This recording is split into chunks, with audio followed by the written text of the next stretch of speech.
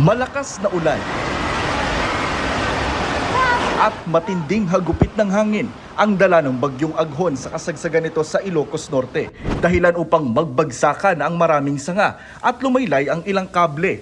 Ang bubunga ng pugong ito tuluyan ng nilipad.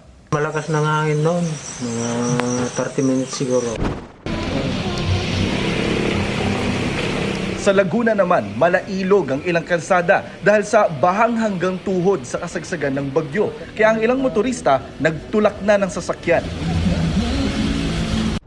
Sa bayan ng Cavinti naman, nabuwal na puno ang humambalang sa kalsada, kaya nagsagawa ng clearing operation ang pulisya. Habang sa ilang bayan ng Mabitak, bumagsak ang linya ng komunikasyon. Hanggang kanina, pahirapan pa rin ang paglilinis ng mga binahang gamit. Sa Bontoc Mountain Province naman, mudslide naman ang dahilan ng isang oras na pagka-stranded ng mga motorista kahapon.